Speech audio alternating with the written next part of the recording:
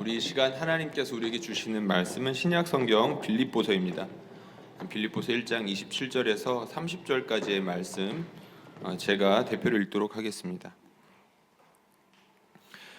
오직 너희는 그리스도의 복음에 합당하게 생활하라. 이는 내가 너희에게 가보나 떠나 있으나 너희가 한 마음으로 서서 한 뜻으로 복음의 신앙을 위하여 협력하는 것과 무슨 일에든지 대적하는 자들 때문에 두려워하지 아니하는 이 일을 듣고자 함이라. 이것이 그들에게는 멸망의 증거요 너희에게는 구원의 증거니 이는 하나님께로부터 난 것이라.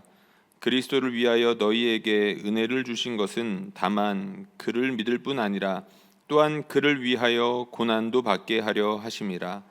너희에게도 그와 같은 싸움이 있으니 너희가 내 안에서 본 바요 이제도 내 안에서 듣는 바니라. 아멘. 이 시간에는 우리 설교자를 잠깐 소개하기 위해서 자리에 나왔습니다. 오늘 설교는 김혜숙 전도사님께서 해주실 건데요. 단에 우리 여성 전도사님이 서시는 일들은 흔치 않은 일이죠. 저희 교회에서는 이제 우리 오 전도사님이 쓰셨었고 신 전도사님이 아주 가끔 이렇게 한 번씩 쓰시는데요. 이어서 이제 우리 김혜숙 전도사님까지 서십니다. 담임 목사님은 늘 이 단이 이제 풍성해지기를 원하시고 좋은 말씀 이렇게 전하게 하시려고 애를 쓰는데 남성이 경험하는 바가 있고 여성이 경험하는 바가 있거든요. 하나님께서 여성 설교자를 통해서 주시고자 하는 말씀이 분명히 있다고 믿습니다. 우리 전도사님 처음으로 이 단에 서실 텐데 아마 긴장되실 거예요. 우리 큰 박수로 우리 격려하는 마음으로 박수로 모시겠습니다.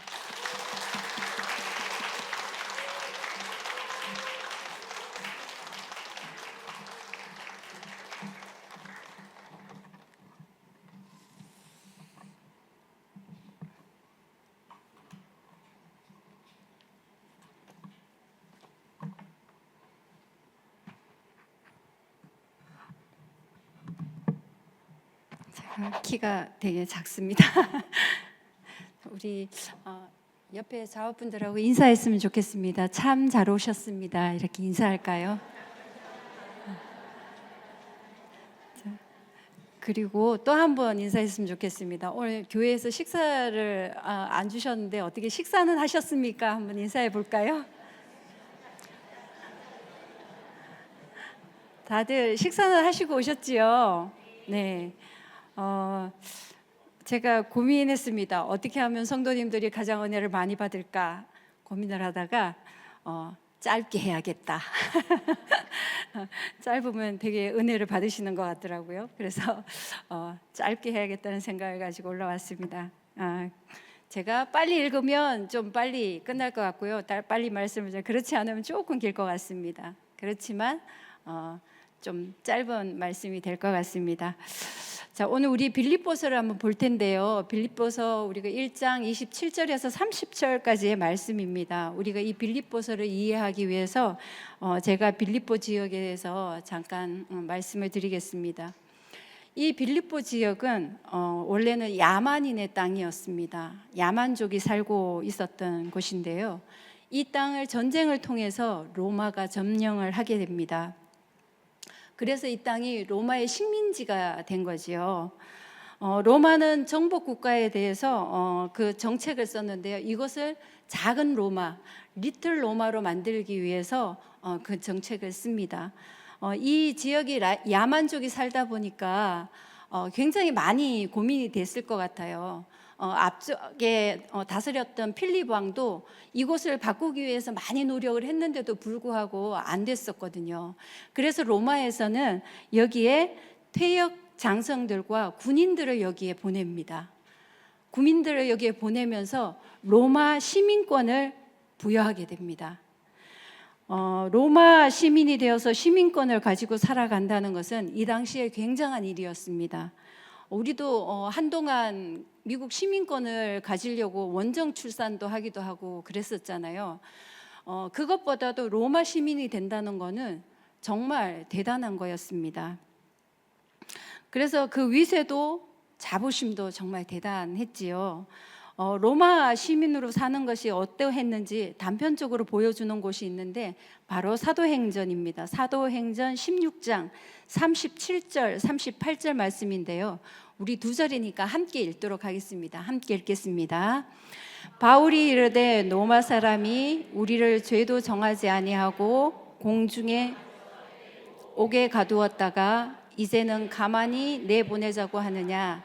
아니라 그들이 친히 와서 우리를 데리고 나가야 하리라 한데 부하들이 이 말을 상관들에게 보고하니 그들이 로마 사람이라 하는 말을 듣고 두려워하여. 아멘. 이 내용은 바울을 핍박했던 간수들과 상관들이 바울이 로마 시민이라는 말만 듣고도 두려워했다라고 이야기합니다. 여기에서 두려워했다는 것은 그냥 우리가 무서워 이런 정도가 아니었어요. 두려웠다는 것은 죽음의 공포를 느꼈다는 이야기거든요. 그만큼 로마 시민권에 대한 것이 굉장할 때였습니다. 로마는 이 빌립보와 굉장한 거리를 두고 있는 곳입니다. 거리상으로 따지면 한 1200km 정도 이상이 되는 곳인데요. 우리나라 서울에서 부산까지의 거리가 450에서 한 500km 정도 된다고 하는데 그것을 비교해 보면 이 빌립보와 로마의 거리가 얼마나 먼 곳인지 우리가 알 수 있을 것 같습니다. 이렇게 로마와 먼 거리에 있지만 빌립보 사람들은 로마 시민으로 살아가고 있고 또 이 땅에 살고 있지만 우리도 하늘의 시민권을 가지고 사는 것과 아주 흡사한 모습인 것 같습니다. 빌립보서는 하늘의 시민권을 가진 성도들이 이 땅에서 어떻게 살아야 하는지를 성도들이 잘 이해할 수 있도록 기록한 책입니다. 학자들은 이 빌립보서를 기쁨의 서신이라고 말합니다. 바울은 감옥에 있지만 기쁨이 있었고 그리스도를 위해 고난받는 것을 기뻐하며 이 서신을 보냈습니다. 바울의 이런 모습과 권면은 빌립보 교인들에게 많은 위로가 되었고 또 도전이 되었을 겁니다. 빌립보 교회 교인들은 복음으로 인해 은혜와 기쁨이 아주 충만했습니다. 그래서 바울이 빌립보서 1장 3절 4절에 보면 너희를 생각할 때마다 나의 하나님께 감사하며 간구할 때마다 무리를 위하여 기쁨으로 항상 간구함은 5절이요 너희가 첫날부터 이제까지 복음을 위한 일에 참여하기 때문이라고 말합니다. 이렇게 바울이 생각할 때마다 기쁨과 은혜가 충만했고 또 빌립보 교인들도 이 복음을 듣고 아주 행복하고 기쁜 생활을 했습니다. 그런데 왜 바울이 지금 이 편지를 쓰고 있는 걸까요? 빌립보 교인들이 하늘의 시민으로서의 삶을 살지 못했기 때문입니다. 그들이 부족한 게 있었기 때문에 이 편지를 썼겠죠. 삶을 그렇게 살지 못했다는 거예요. 마음의 기쁨은 있었고 내가 복음을 받아서 기쁘고 행복하고 나는 구원받았어라는 기쁨은 있었지만 삶으로 살아내지 못하고 있었다는 겁니다. 빌립보 땅에서 살아가는 그들이 로마의 시민권을 가지고 로마의 문화와 철학은 그 땅에 심으며 살아가고 있지만 하늘의 시민권을 가지고 이 땅에 하늘의 문화를 심지는 못하고 있었다는 거예요. 그래서 열매가 없었다는 겁니다. 우리도 하늘의 시민권을 가졌습니다. 가졌지요? 네, 맞아요. 저도 가졌고 여러분들도 가졌습니다.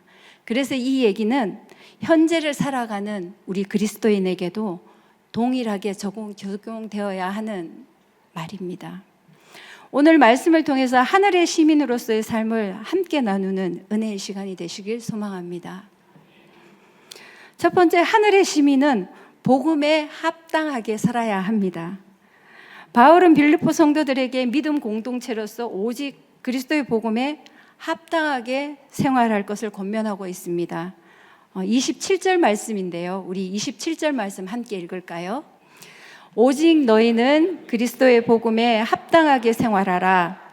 이는 내가 너희에게 가보나 떠나 있으나 너희가 한 마음으로 서서 한 뜻으로 복음의 신앙을 위하여 협력하는 것과. 아멘.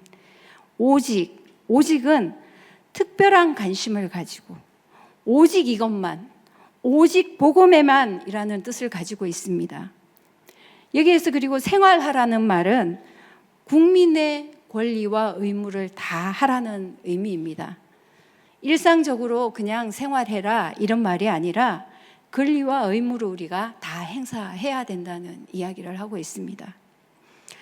그들은 로마의 시민으로서 권리와 의무를 행사하며 살아가고 있었지요. 세금도 냈을 것이고 또 시민권을 주면서 로마가 요구했던 것이 분명히 있었을 겁니다. 그들은 이 시민권을 유지하기 위해서 그 요구했던 바를 그 시민으로서 살아내고 있었던 거예요. 그들에게, 그렇게 살아가고 있는 그들에게 바울은 그리스도의 복음을 받아 하늘의 시민권을 가진 자, 그 시민권을 가진 자 너희는 하늘의 시민으로서의 합당한 삶을 살아야 한다고 말씀하고 있습니다. 그리스도인들은 하늘의 법이 그들의 법이어야 했고 그들이 누리는 특권 또한 하늘의 특권이어야 했습니다. 복음에 합당한 생활은 그리스도인의 의무이자 특권입니다. 교회는 이 땅에 세우신 하나님의 대사관과 같습니다. 하늘나라의 대사관에 속한 그리스도인은 하늘나라에 욕되는 일은 삼가해야 되겠지요. 그 나라의 아름다움과 매력을 삶으로 나타내고 적극적으로 우리가 알려야 한다는 말씀입니다. 여기에서 생활하라는 말은 현재형 명령법입니다. 이 일을 단회적으로 하고 끝내라는 것이 아닌 것이죠. 우리가 하늘나라로 다시 돌아갈 때까지, 그때까지 계속해야 된다는 말씀입니다. 바울은 로마 제국의 중심부에서 재판을 받는 상황에서도 아주 지혜롭게 복음도 전하고 그렇게 행동하고 있었습니다. 이것을 토대로 빌립보 교회에게 권면합니다. 빌립보 교회도 바울처럼 그리스도의 복음에 합당하게 하나님 나라 시민으로 지혜롭게 생활해야 했던 것이죠. 어떻게 하면 될까요? 오늘 말씀에서 한 마음으로 서서 한 뜻으로 그렇게 협력하는 것이라고 말씀하고 있습니다. 여기에서 한 마음으로 선다는 것은 성령 안에서 하나가 되는 것을 말합니다. 그리고 서서 믿음 안에서 주 안에서 자신이 믿는 바를 실천하는 것을 말하고 있습니다. 우리말에도 올바로 서다라는 말이 있지요. 그게 그냥 우리 꼿꼿이 그냥 서 있는 것을 얘기하는 것이 아니지요.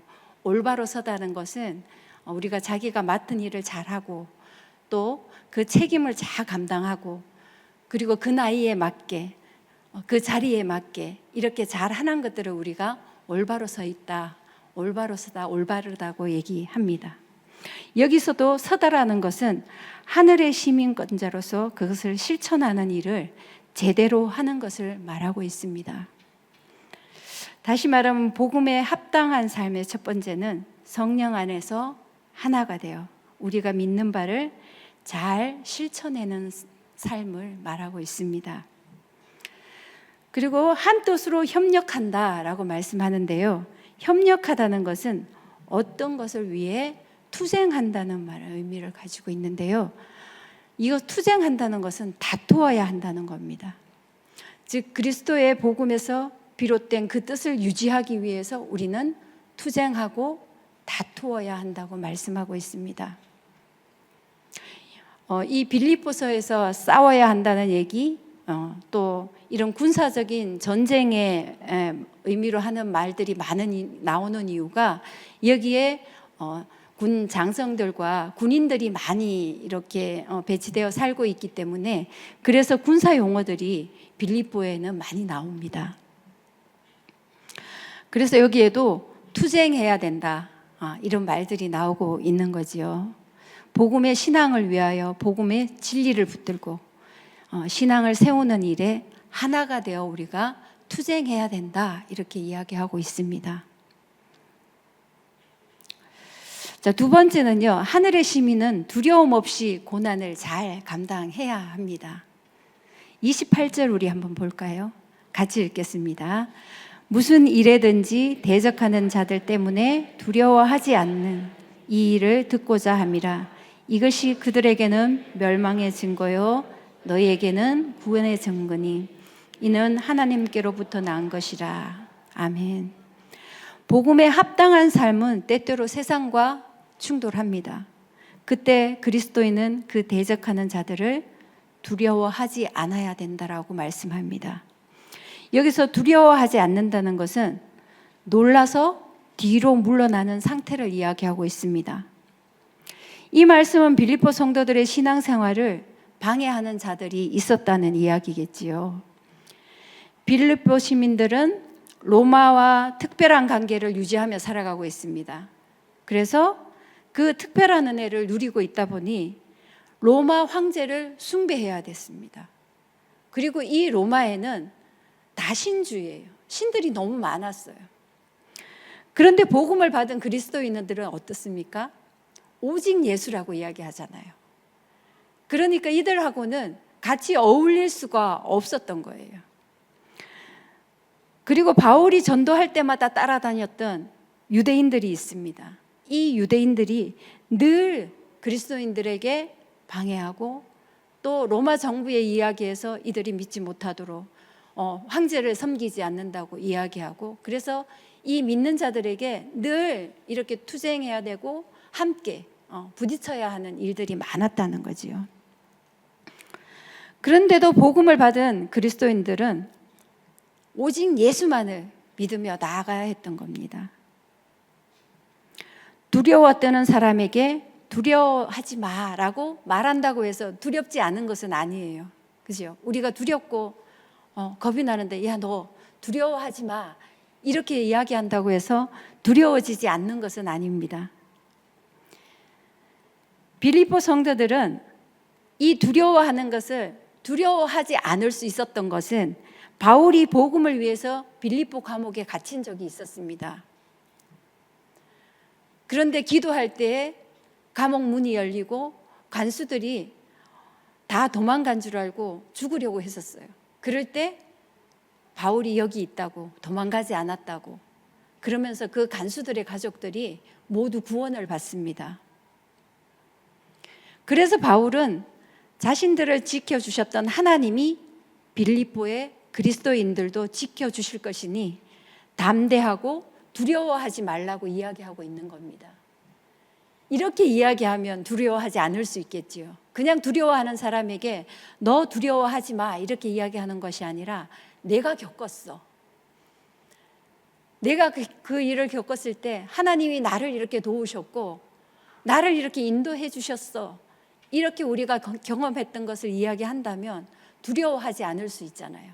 바울이 빌립보 성도들에게 그렇게 이야기하고 있는 거예요. 내가 다 겪어봤어. 근데 하나님이 그럴 때마다 나를 도우시고 인도하시고 그곳에서 구해주셨어. 하나님은 이렇게 전지전능하신 분이야. 이렇게 빌립보 성도들에게 이야기했다는 거죠. 복음에 합당한 생활은 도망자 같고 은둔자 같은 미덕이 아닙니다. 그것은 드러나 있고 또 비난받기 쉽고 대적자들에게 둘러싸여 있습니다. 애워쌈을 당해도 우리가 두려워하지 않아야 할 근거는 그런 생활이 결국 멸망이 아니라 구원에 이르게 하는 일이기 때문입니다. 빌립보서 1장 19절에요. 바울이 자신이 합당한 모습이 결국 자신을 참 구원에 이르게 한다고 말합니다. 이처럼 빌립보 교회가 복음에 합당하게 생활하는 모습이 결국 그들의 구원을 이루는 증거가 된다고 말하고 있습니다. 반면 그들을 핍박하는 자들에게는 멸망의 증거가 되었다는 거지요. 그들이 온갖 핍박에도 불구하고 굳건히 믿음을 지켜야 하는 것은 하나님께로부터 온 핍박이었고 또 굳건히 믿음을 지킴으로 인해서 우리를 구원에 이르게 해준다는 겁니다. 하나님은 이렇게 구원의 은혜를 주셨지만 빌립보 성도들에게 또 고난도 함께 주셨습니다. 29절 우리 같이 한번 읽어볼까요? 같이 읽겠습니다. 29절 함께 읽겠습니다. 그리스도를 위하여 너희에게 은혜를 주신 것은 다만 그를 믿을 뿐 아니라 또한 그들을 위하여 고난도 받게 하려 하심이라. 아멘. 우리가 복음을 듣고 하나님의 백성이 되면 만사 형통했으면 좋겠습니다. 이 땅에서 로마 시민처럼 좋은 혜택을 누리고 또 걱정도 없이 하나님이 저에게 이거 해주십시오 하면 이렇게 주셨으면 참 좋겠고, 또 하나님이 이거 필요해요 하면 하나님이 주셨으면 너무 좋을 것 같습니다. 요청하고 기도하면 다 주시고 이렇게 형통했으면 좋겠지요. 예수 안 믿는 가정보다 하나님을 믿는 우리 가정이 자녀들도 잘 되었으면 좋겠습니다. 그런 마음이 우리 속에 다 있습니다. 없어 저만 있는 걸까요? 그런 마음들이요. 제가 하나님을 믿지만 저에게도 그런 마음이 있습니다. 내가 하나님 믿는데 좀 잘 됐으면 좋겠고, 우리 자녀도 잘 됐으면 좋겠고, 가정도 행복했으면, 늘 행복했으면 좋겠다는 마음이 가지고 있습니다. 그랬으면 얼마나 좋겠어요, 그죠? 그런데 하늘의 시민권을 가진 자들에게 주신 것은 구원의 은혜도 주셨지만 고난도 함께 주셨습니다. 은혜를 받았다는 것은 잘 먹고 잘 살고 다 잘 되는 것이 아니라는 거지요. 세상과 맞서야 하는 고난도 따라옵니다. 그리스도를 위해 고난을 받는 것은 그리스도인의 한 일부분입니다. 왜냐하면 예수님이 그렇게 고난 당하셨고 그렇게 사셨기 때문입니다. 그리스도인에게는 고난이 특권입니다. 은혜이기도 하지만 특권이기도 합니다. 그리스도인이 아니면 복음으로 말미암은 고난은 없습니다. 그래서 그리스도를 위해 고난 받는 것은 그리스도인이기 때문에 받는 특권입니다. 내가 지금 고난을 받고 있다면 하나님이 나에게 특권을 주시는 거구나. 고난을 이룰 때 우리는 주님이 함께 하심을 또 경험하게 되지요. 그 고난을 통해서 우리는 단련됩니다. 그 단련을 통해 다음에 올 고난을 우리가 담대히 이길 수 있는 거지요. 이것이 욥이 말했던 우리가 단련된 후에 정금같이 나아간다는 말씀입니다. 세 번째는요, 하늘의 시민권자는 싸워야 한다고 말씀합니다. 30절 우리 함께 읽도록 하겠습니다. 30절 같이 읽습니다. 너희에게도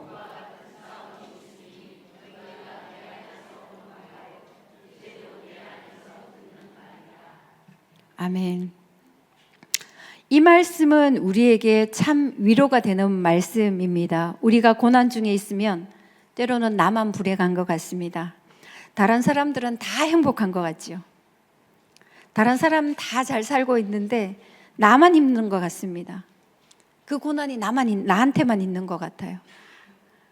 그런데 누군가가 정말 내가 보기에 평안했던 사람, 잘 살고 있었던 사람, 그렇게 보였던 사람이 어느 날 나한테 와서 위로해 줄 때가 있지요.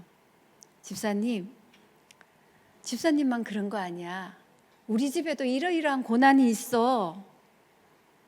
나 이렇게 힘들고 있어. 이렇게 말하면 정말 위로가 될 때가 있습니다. 왜냐하면 세상에 나 혼자가 아니라는 생각이 들거든요. 그래서 우리가 그런 것에 위로를 받습니다. 그런데 바울이 지금 여기에서 그렇게 말하고 있습니다. 나도 그렇게 싸웠어. 그리고 지금도 싸우고 있어. 라고 말하는 겁니다. 바울이 빌립보에 복음을 전할 때 귀신 들려 점치는 여인이 있었습니다. 그 여인을 구해주지요. 구해주고 바울은 옥에 갇힙니다. 이 영적인 전쟁이었습니다. 그런데 빌립보 사람들은 어땠나요? 그 여인을 점치게 만들어서 돈을 갈취하는 삶을 살고 있었던 거죠. 바울은 그 여인을 데려다 귀신을 내쫓고 또 그를 도와줍니다.